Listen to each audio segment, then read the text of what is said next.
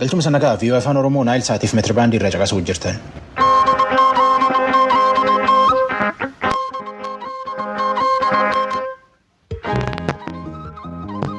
Vii'oo afaan Oromoo wixataa Gijimaataatti galgala sa'aatii 2 akka sa'aatii 3tti meetirabaandii 22,25 irratti fi Naayil Saat irratti ammoo vii'oo 24 irraa wixataa haga sanbataatti sanii dabarsuun yaayyuu jalqabna.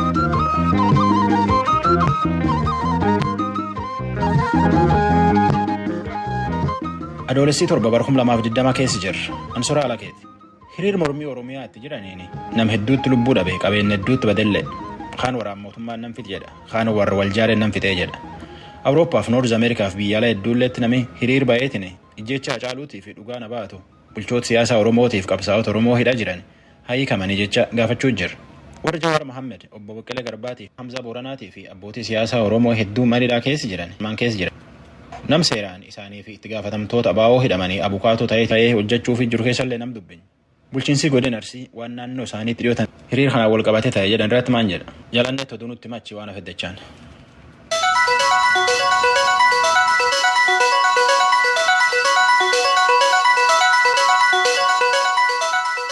Attamoltan kabajamtoota dhaggeeffatoota keenya oduun kibxataa har'aaf qabnu kunoo.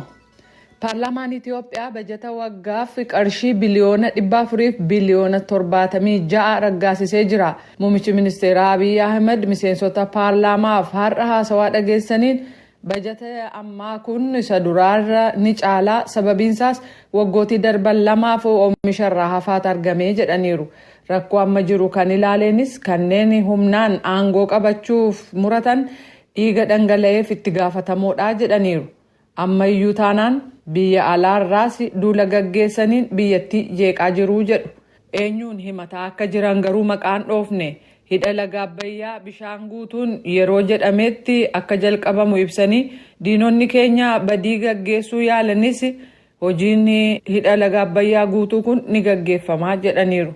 Hoogganaan paartii mormituu Iskindir Naggaa fi oduu gabaasaan OMN Shamsaddiin Xahaa kibxata darbee to'annaa jala yeroo oolanitti reebamuu isaanii poolisiin naa mirkaneesseera jechuudhaan koomishina mirga dhala namaa Itiyoophiyaa Daani'eel Baqqalee dubbatanii jiru. Poolisiin akka jedhetti haalli uumame sun salphaa akka ture dubbatan jedhaniiru. Obbo Daani'eel Baqqalee hoogganoota siyaasaa dhiyeenya kana hidhaman Iskindir Naggaa, Baqqalee Garbaa, Jawaar Mahaammadiin dabalatee kanneen biroos haasofsiisuu isaanii VOA'f ibsaniiru. Kan torban darbe ajjeefame weellisaa Oromoo beekamaa Hacaaluu Hundeessaa eessatti awwaalamuu qabaasa jedhu irratti waldura hordofaa turree jechuun natti man jedhu Obbo Daani'eel.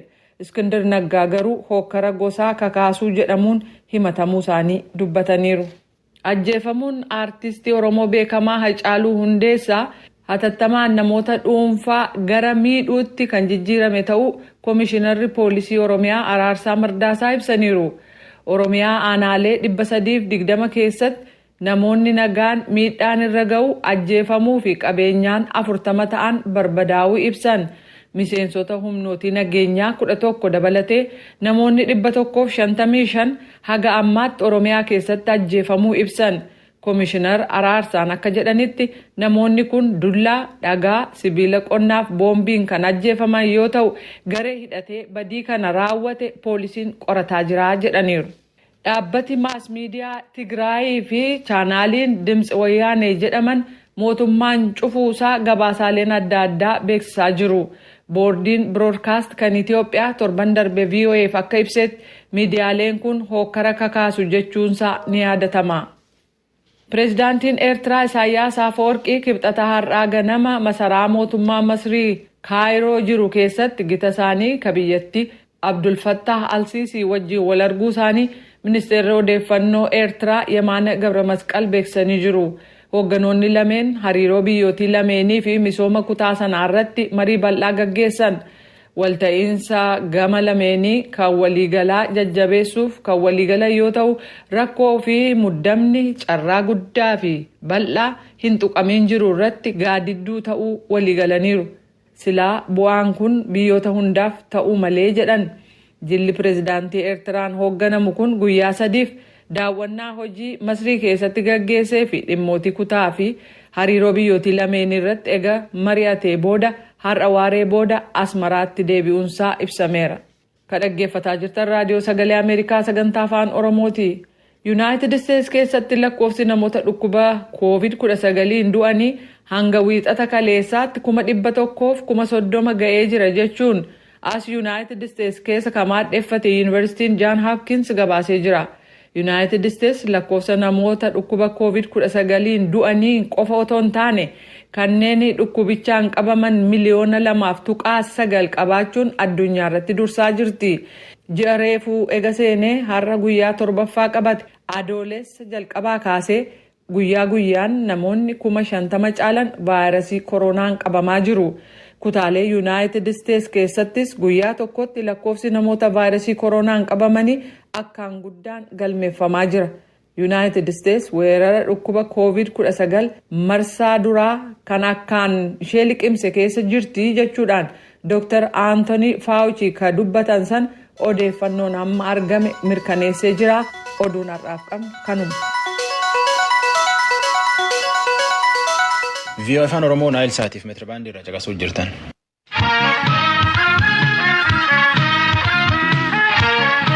Eegee Hacaaluu Hundeessaa ajjeesanii Jawaar Mohaammed, Obbo Baqqalee Garbaatii fi abbootii siyaasaa Oromoo hedduu hidhanii asitti biyya keessaaf biyya alaallee hiriir bahee rakkoo himachuu jira.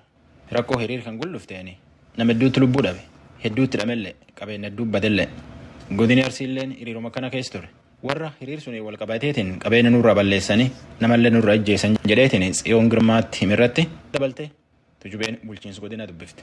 Itoophiyaa keessatti gosa tokko kanneen jedhaman irratti addaan baasee lammiiwwan hedduu irratti haleellaan raawwatame jedhaniif haleellaa irraa oolle kanneen jedhan raadiyoo sagalee Ameerikaaf ibsaniiru.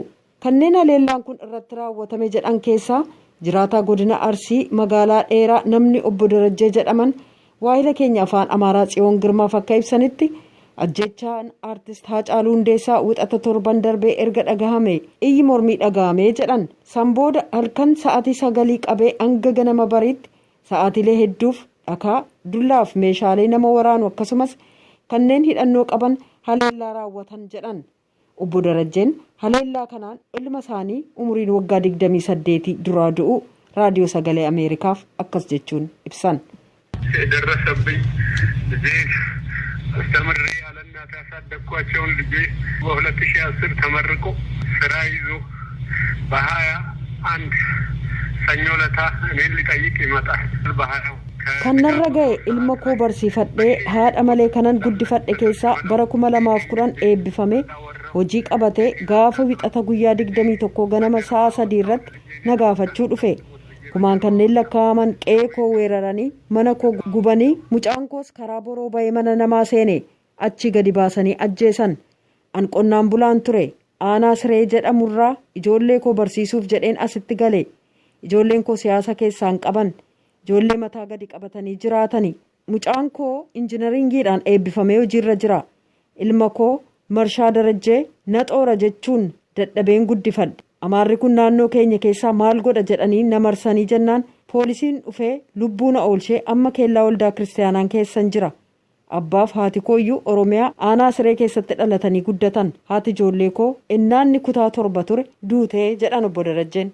Kabiroo jiraataadhuma magaalaa dheeraa akka ta'e barataan kutaa 10 abbaan koo obbo Mariidaan Naagaaw fuula koo duratti ajjeefamanii jedha. Haleellaan kun nurratti kan raawwatame cubbuu maalii hojjennee akka ta'e hin beekuu jedha Mariid. የነጋጋ አካባቢ መጡ ወደኛ አካባቢ በር ምናምን ታጀመሩ በቃ ውጣ አማራ ውጣ ከቤት ውጣ እያሉ ganama barii jala naannoo keenya balbala rukutuu jalqaban amaarri ba'i mana keessaa ba'i jedhanii balbala rukutan. Sanumaan abbaan koo hidhataa gandaa waan tureef isa waliin kan hojjetan kanneen seera eegsisan turan isaaniif bilbile. Manni namaa gubachaa jira jennaan hin ajajamne jedhan. Namni du'aa utuu jiru yoomi ajajamanii kan ba'an. Sanumaan gara keenya dhufanii meeshaa fidaa abbaa keessan fidaa nuun jedhan. Inni dallaarra utaalee harkaa ba'e karaa boroo kanneen turan argatanii harkisanii fidan san booda ajjeesan jedhe. Dargaggeessi kun miidhaa sarra ga'eef wal'aansa fayyaa argachuusaa dubbata.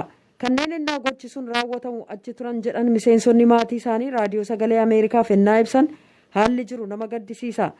Namni bakka adda addaatti du'aa lubbuun namaa hanga handaaqqoo hankaake jechuudhaan miidiyaa qofaatti dubbatamee hafaa jechuudhaan illee raadiyoo sagalee Ameerikaaf ibsaniiru.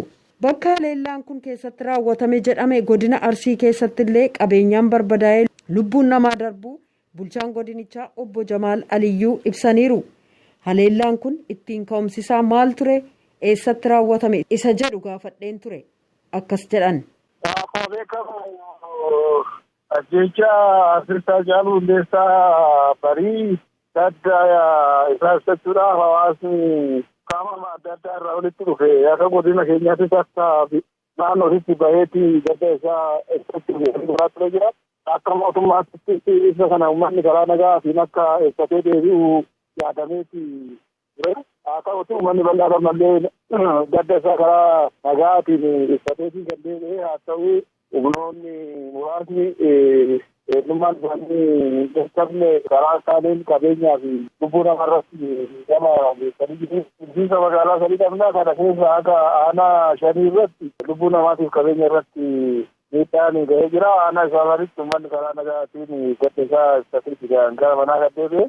Aanaa shanan kanarratti qabeenya miidhamee kanaaf akka qoreen dhaabatee addaan ba'aa jira. Kan lubbuu bahee addaan bahee jira. Kan miidhame nama 34 akka godina keenyaatti kan lubbuun isaa bahee. Aanaaleen kun eessa? Aanaa Doddosaa, aanaa Heettosaa, aanaa Jajuu, aanaa Zuwaatigsaa, aanaa Xiyee fi aanaa Muneessaa kan jedhamani. Namoonni 34 jira. Humna ol ta'eeti kan lubbuun Gurguree kan ta'e immoo guyyaadha. Osuma karaa nagaatiin gadda deeman hedduutuma ijoollee muraasni gara namaa reebuutti jalqabanii achuma keessa nama rukutanii lubbuun bahee. Kanaaf humna nageenyaati ol ta'e malee humni nageenyaa hedduudhuma ture. Gareen isin amma naan jettan haleellaa geessise kun namoota hidhatan turanii akkamittiin humna nagaa eegumsaatii ol ta'an? Namoota hidhatan osoo hin ta'in dhagaadhaan fi markaa qabanii waliin bu'an malee namoota hidhannoo qaban hin turre. Haleellaan kun qaama hawaasaa keessatti ennaa raawwatu gosaan sanyiidhaan adda baafameetu jechuun kanneen himannaa dhiyeeffatan jiru. Haleellaan kun eenyu irratti raawwate obbo Jamaal? Baay'ee dogongorri guddaan warri miidiyaa tokko sirreeffachuu irra jiraatu dhimma kanaadha. Tootaalii akka waan namni sabaan walitti duulee godhanii warri duulaa jiran jiru. Kunniin akka biyyatti warra fedhii addaa qabanu akka godina keenyaatti namni sabaa walitti bu'ee jiru. Amaarris ta'ee jira, Oromoonis ta'ee jira. Tigireenis ta'ee jira, Guraageenis ta'ee jira. Kun walitti bu'iinsa girgirii san keessa ijoolleen daandii dogongoraa qabatte dhagaa darbitee nama miite malee poolisiin illee kan Oromoos kan Amaaraas ta'ee jira. Kanaaf kan akka godina keenyaatti kan nuti addaan baafne namni Amaaraas ta'ee jira, namni Oromoos ta'ee jira. Even namni Tigiree namni achi dhalatee bulchaa gandaa ture. Ijoollee isaa Oromoodhaaf heerumsiisee Oromoo waliin jiraatu namni Tigireedhaaf ta'ee jira. Kanaaf walitti bu'iinsa qabaate kan jedhu kun dogongora. Warra akka jiranii amartanillee warra sadii qabanii kun hubatamuu jira. Qabeenyaan barbadaa'oo? Kan Oromoonis barbadaa'ee jira, kan Amaaraafis barbadaa'ee jira, kan Tigirees kan Baataas kan Guraagees. Kan akka jarraa irra bu'aatu hundinuyyuu kan hin jiru. Hoteelli caccabsan jira, namni jireenyaa caccabsan jira irra caalaa naannoo hoteelaa fi manneen daldalaa irratti xiyyeeffatanii iddoo tokkotti mana jireenyaallee kan tuqamee jira. Kan anuu qabatamaan beeku kan Guraagee miidhamee jira, kan Baataa miidhamee jira, kan Oromoon kan Tigirees miidhamee jira. Qabeenyaan. Kan Amaaraa qofaa miti. Haala kana tasgabbeessuudhaaf namoonni kana raawwatan to'annaa jala oolaniiru. Haalli naannoo keessanii maal fakkaata? Lakkoofsa isaas himuu danda'u malee namoonni baay'een to'annoo jala oolanii galmeen itti qulqullaa'aa jira. Hawaasni illee mari'atee dogongorri uumame kun nun ibsu nu waliin jiraataa turre. Jireenya hawaasummaa hedduu waliin dabarsine walirraa fuunee jirra, walitti gurgurree jirra. Amantaa waliin qabannee jirra. Kuni waan tasa uumamee fi waan ijoolleen dogongoraan raawwatan malee waan keenyaa miti. Mana diigamellee deebineet ijaarra. Kan diigame kan keenya kan nama tokkoo qofaa miti jedhamee koreen iddoo hundatti dhaabatee miini gade meeshaan gade deebi'aa jira. Bakka baay'eetti walitti guuraa jirani. Fakkeenyaaf xaa'oo mootummaa saamanii jiran. Amma aanaa tokko keessatti xaa'oo mootummaa 900 saamame. 630 deebi'ee jira gamma. Aanaa tokko qofa keessatti jechaadha. Kanaaf hawaasni waan san balaaleffataa jira, nu bakka bu'u jira. Ijoollee waan san raawwatan immoo eeruu kennaa jira akka seeratti dhiyaatan. namni seeratti dhiyaatee dhimmi isaa addaan ba'uu shakkamtoonni jiru. Haalli naannoo baay'ee nagaa daldalli jalqabee jira, geejjibni jalqabee jira, gaarii lammaffaa jalqabee jira, biyya taasisaan keessatti jira. Obbo Jamaal Aliyyee bulchaa godina Arsii ibsa nuu kennitaniif hedduu galatoomaa. Ulfaata.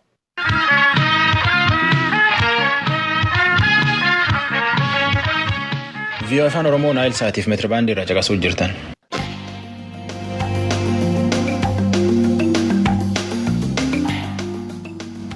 Jawaar Mohaammed, Obbo Baqqalaa Garbaa, Hamza Booranaatii fi abbootii siyaasaa Oromoo hedduu manidhaa keessa jiran. Nam seeraan isaanii fi itti gaafatamtoota baa'oo hidhamanii abukaatoo ta'eetiin hojjetu. Dr. Tokkummaa Dhaabaa dubbifne. Jaridhame seenne dubbisuu hin dandeenye jedhe. Eegii itti gaafatamtoota isaanii hidhanii paartiin KFO maan keessa jirti. Itti gaafatamaa KFO Dr. Mararaa Guddinaa dubbifne namoota namtu dubbise. Profeesar Mararaa gidduu kana eegaa artistiin beekamaan Hacaaluu Hundeessaa ajjeesame booda mormiin ka'ee ture. Mormii sanarratti immoo namoonni hidhamuun waan adda addaa dhaga'amaa jira. Kanneen keessaa kanneen hidhaman hoogganotaa fi miseensota jaarmiyaa keessaniiti. Mee sun haala akkamitti jira naa ibsaa? Hidhaa waa itti fakkaata. Gaafa duraa Baqqalee Garbaa faa, Hamzaa Booranaa faa, Jawaar faa maal qabee nama gara 30 oliitti kan hidhame. Sana keessaa qajeeltuutti gargar baafachuu dandeenye eenyutu miseensa keenya eenyutu miseensa keenya miti kan jedhu. Har'a immoo Dajanee Xaafaa dabalamee hidhameera kan jedhu naga'e. Iddoo baay'ee quunnamtiin keenyas rakkoo ta'eef eenyutti hidhamee eenyutti hidhamnee gara harkana ijoolleen hidhaman jiru, gara Shashamannee ijoolleen hidhaman jiru, gara Adaamaas ijoolleen hidhaman jiru. Gara Baalee kanas nama baay'eetu hidhamaa jira. Miseensa keenyas geeddartuu keenyas maalis kan ta'ani gargar baasuun si rakkisaa jechuukooti. Garuu warri silaa maqaan qajeeltutti beekamu warra nama siin jedhee kanadha. Profeesar Mararaa gama mootummaatiin waa hidhaa kanarratti yeroo ibsa gaafannu ka jedhamu ajjeefamuu artistii beekamaa Hacaaluu Hundeessaa wajjin wal qabatee mormii ka'e irratti namoota jeeqama ka'e sana bifa adda addaatiin gargaaruutti shakkamani kan qabamanii jiranii qorannaan irratti geggeessamaadha ka jiran. Kana jaarmiyaan keessan akkamitti ilaala? Jaarmiyaan keenya waan lama warra mootummaattis ergaa dabarsu. Tokko akka sabni itti amanutti ajjechaa kana qaama bilisa ta'een karalachuu jechuukooti. Bilisa ta'een qulqullaa'ee sabattaa dhiyaatu. Sabnis waan baay'ee jira, mootummaanis waan baay'eedha. Wanti kun hin baasu qulqulluu qaama bilisa ta'een qulqullaa'ee dhiyaatu. Isa jenna ibsas baafnee ibsa keenyas mootummaan waan kanatti fakkaata. Warra qaama mootummaa keessaa beekuttis bilbila himuu yaaleera. Lammaffaa immoo warri hidhaman kun warra akka Jawaar faa kun hidhamuu isaaniirra biyya kana kan tasgabbeessu hiikamanii tasgabbeessuu keessaa hoogala wayyaa isa jedhu sana ergaa dabarseera. Ammas kanan jedhu hidhaarraa dubbii iddoo baay'eedhaan rakkoo qabu jaa ta'uu fi waan qabatama guddaa mootummaan otoo harkaan qabaannee shakkii dhaadheedhuun dubbichatti balleessatti walitti buusa malee waan tasgabbeessu jaalatti fakkaannee fi isa ergaa keenya karaa keenyaa kan jiru mootummaan eegee akka isaan tasgabbii keessatti qooda fudhatan akka godhu yaalleerraa jechuu kooti. Amma Profeesar Mararaa obbo Jawaar Mohaammed, obbo Baqqalee Garbaa dabalatee hoogganoonni miseensonni keessan mana murtiitti dhiyaachuun isaanii ni dubbatama. Ammam isaaniitu mana murtiitti dhiyaateera? Yoo mana murtiitti dhiyaataniiru ta'e himannaan kallattiin irratti dhiyaate jira? Kani televizyiinii gubbaatti kan argamee fi maatiin isaanii kan itti Baqqalee Garbaa fi Jawaar Mohaammadidha. Warra kaan egaa warra dhiyaatan nan argaa fuula isaanii qajeeltutti argachuu hin dandeenye. Namni Hamzaa Booranaa irranis miidiyaa gubbaatti namni beekamu waa'ee miseensi keenya dhiyootti ta'ee isaan waan dhiyaatan natti fakkaata. Kan mootummaan ifatti jedhee Baqqalee kanii 11 Jawaariin kanii 14 natti fakkaate. Qaxaroo sana irratti gaafate. Maatiin egaa midhaan geessaa akka jiru natti beera. Kanadha kan jiru. Har'a garuu kan hidhame Dajanee Xaafaa ganama hidhame kan jedhamudha. Fagoo irraan jiraannee fi maatiin har'a ganamaa gara isaatiin kunaniif walakkaa gara bari'utti ennaa deemu hidhame kan naan jiru kan natti hime. Inni gamaana murtiitti ganaa inni yaanne har'a jaata'eef jechuu kooti. Jidduu kana garuu iddoo iddootti ijoolleen hidhaman kan jedhu maqaan naa ergamaa qajeeltutti gargar hin baafne. Rakkoon bal'aa jira. Miseensa keenya keessas maalis ta'ee aboo keessaas gara namni 5 tokko warri liidarshiippii keessa jiraatu. Hidhamaniiru akkasiitu jira. Profeesar Mararaa obbo Baqqalaas obbo Jawaariinis dabalatee namoonni qabaman kun eessatti akka hidhamanii jiran beekamaadha. Yoo beekamaadha ta'e maatii fi abukaatoon isaanii deemanii dubbisuu danda'u.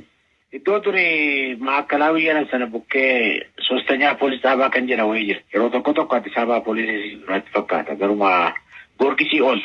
Achitti ramuu isaanii Itoophiyaa Sabaawi Mafti Koomishiniin namni jedhu Dr. Daaneel Baqqalee kan jedhamu dubbisee natti meera. Jawaariif Baqqalee. Ana Maraa Baqqalee fi maatii Jawaariis darbee nan bilbilaa.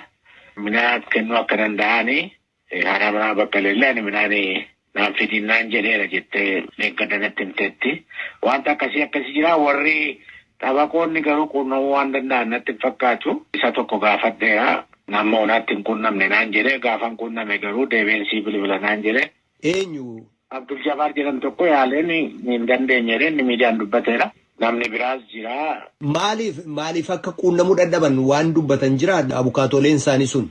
Waan mirmaraa malee waan biraa waan qaban natti fakkaatu gaafa akkasii deebi'aa torban dhuftu deebi'aa mirmaraarra jiru kanarra jiru waan jedhanii waan qaban fakkaata garuu kun jedhe biyya qataroo jaa gaafatanii fi muuxannoon dur qabuun egaa attamitti dubbataa eenyu dubbataa kana gaaraa dhufe malee cal jedhamee warri dakaasii eeyyamuu diduun isaanii mala kanuma fakkaata garuu ammoo naatti quunnamuu isaanii natti himte.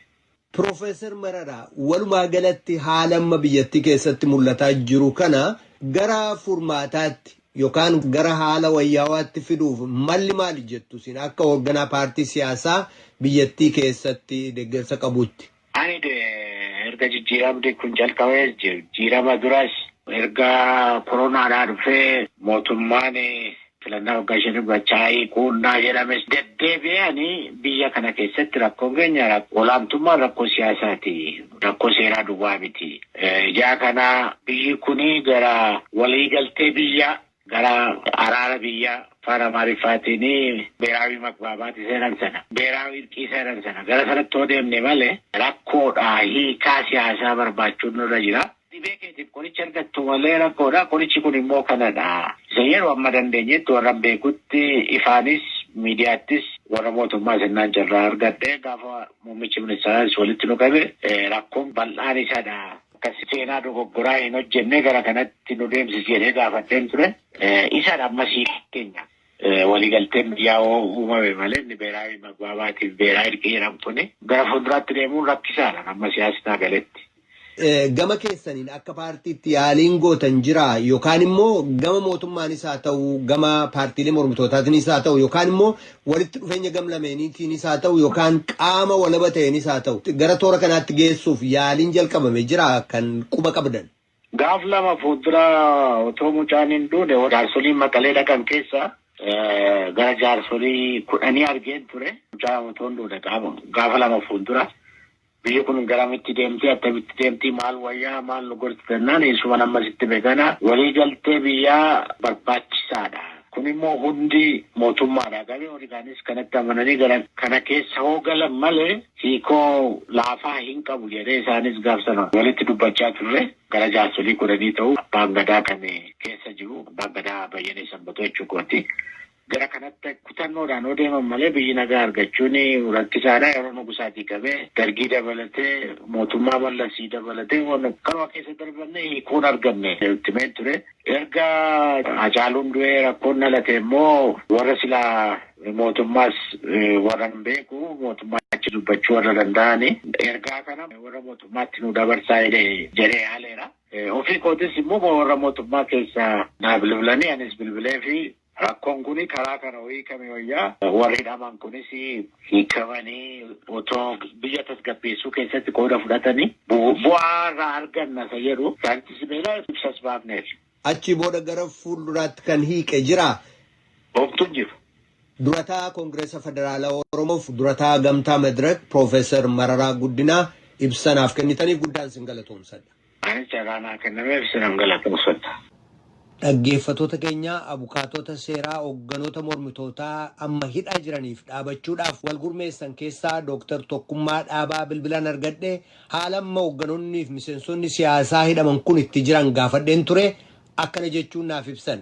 Egaa nuti namoonni sirri isaanii maatii isaanii nu dubbise jennaan abukaatoo taanee isaaniin hordofuu jalqabnee akkuma isin beektan 23/10/2012 yookaan 30/6/2020 jarreen kun to'annoo jala oolanii jedhamee maatiin ganama isaanii bilbilanii namoonni kun namoota adda addaa dubbisamne jennaan iddoo tokkotti waluma faana ilaalla jennee walitti dhufnee iddoo isaan jiran beekuu hin dandeenye ture argachuus hin dandeenye namni tokko Oromiyaa jedha namni tokko Finfinnee jedha namni tokko federaal taate jedha ture kanaan osoo nuti hin argatiin gaafa 24/10/2012 yookaan akka faranjiitti 1/7/2020 jarreen kun mana murtiitti dhiyaatan kan jedhu televizyiinii mootummaa irratti agarree jechuudha. Kana egaa utuu abukaatoo isaanii argin mana murtiitti dhiyaachuun isaanii baay'ee nutti dhagahame sirriis akka hin taane hubanne gaafa 25/10/2012 yookaan 2/7/2020 tiimiin abukaatoo kun wal garree waliin mari'annee deemnee jarreen kana dubbisuudhaaf waajjira poolisii yookaan immoo komishinara poolisii Finfinnee deemnee jechuudha lafa isaan jira jedhamanii akkuma nuti gaafanneen jiru garuu har'a sun dubbisiisuu hin dandeenyu hojiin nutti baay'atee jira sin dubbisiisuu hin dandeenyu kun egaa yoom jechuudha gaafa 25/2012 yookaan 2/7/2020 jechuudha. Guyyaan isaa jimaala ture sin dubbisiisuu hin dandeenyu sanbata lamaanis sin dubbisiisuu hin dandeenyu hojii duree dhuftus sin dubbisiisuu hin dandeenyu hojii qabna gaafa lammaffoo yookaan har'a jechuudha sa'a 8tti koottaati dubbisuu dandeessu jedhanii beellama nuu kennanii nunis nagaadhaan beellama fudhannee baane. Kanaaf egaa namoonni biraas akka hidhaman dhageenye jennaan namoonni akka nuti abukaatoo jarreen kana ta'an dhaga'anii kanneen hoogganaa bilisummaa Oromoo sitti dabalanii kan akka Caaltuu Taakkaleefaas kan akka Kuneel Gammachuu fa'aati jiru kan akka Mikaa'el Booran fa'aa jiru jedhanii maatiin isaaniif dubbisan jennaan walumaan ilaalla jennee har'a akkuma beellama qabnutti sa'a 8tti hundi keenyanii argamnee gaafachuu gaafa dhaqnu poolisiin meeshaa gurguddaa qabatee mooraa sanatti marsee jira namni nutti siquu hin danda'u karaa sana namni hin darbu nuunis rifannee maaliin jennee waraqaa eenyummaa abukaatoo keenyaa ol qabannee waraqaa diinaa ol qabannee itti siqne. Jennaan itti dubbatanii maaliin jennaan abukaatoodha beellama qabna jennaan hoogganaa namoota naannoo sana marsanii jiranii itti nu geessanii isaanis har'a agarsiisuu miti guyyaa muraasaaf dhaabne irraa abukaatoo agarsiisuu dandeenye jennaan sa'aatii muraasaaf moo guyyaa muraasaaf turree eeggannamuun eeggannu jennaan lakkii har'a miti yeroo guyyaa muraasaaf agarsiisuu dhiifneerra kanaaf agarsiisuu dandeenyu nu jedhe. Kanumaan deebinee gallee jechuudha. Gurmuun abukaatota seeraa hoogganoota KFO'f akkasumas hoogganoota adda bilisummaa Oromoo yeroo ammaa mana hidhaa jiran bakka buutan kun namoota meeqaa eenyu fa'i? Baay'eedha. Nama 8 iyyuu taana ka yeroo darbee Girmaa Guutamaa, Abduu Jabbaar Huseen, Kabir Bulloo, Tuulii Baay'isaa, Tokkummaa Dhaabaa, Misgaanuu Mul'ataa. Dr. Dajanee Girmaallee ni jira, Ibsaa Gammadaa ni jira, namoota baay'ee ture. Kan gaafa sana dhaqee Abduu Jabbaar Huseen, Kabir Bulloo, Muhammad Jimaa, Tuulii Baay'isaa, Tokkummaa Dhaabaa gara nama 6 taanee dhaqne jechuudha. Har'a immoo Ibsaa Gammadaa, Kabir Bulloo, Waabii nama jedhamu, Muhammad Jimaa, Tuulii Baay'isaa, Misgaanuu Mul'ataa iddoo tokkotti walitti geenyee dhaqne jechuudha. Mee namoota bakka buutan KFO keessaa eenyu fa'i? ABO keessaa eenyu fa'i? Nuti waliigaltee mallatteessuudha qabna gartee jarreen kana argannee maatii isaanii dubbise jarreen kana immoo argannee waliigaltee mallatteessuu qabna waliigaltee barreeffannee ofii keenya mallatteessinee chaappaa keenyatti ergannee deemne. Egaa dhaqnee kan Jawaar Mohaammed, kan Baqqalaa Garbaa, kan Hamzaa Booranaa kanneen kanaaf kan nuti dhaqne tokko. Gamasiin immoo kan Dr. Shuggut Galataa, Mikaa'el Booranii fi Caaltuu Taakkalee akkasumas Koloneel Gammachuu maatii isaanii dubbisanii jechuudha. Komaandar Tsaggaayee hin arganne. Speeshaal foorsii wayiiti har'a kan jiru maaliif akka ta'e hin beeku. Asirratti waan akkasii arginee hin beeknu. Waan addaa hidhannoo addaa namoota antiniitu mooraatti marsee jira. Isaantus hin deebise jechuudha. Isaantu hin deebise jechuudha. Abukaatoo seeraa Dooktar Tokkummaa Dhaabaa ibsa kana naa kennuudhaaf eeyyamuu keessaniif guddaan sin galatoomsadha. Isinis galatooma.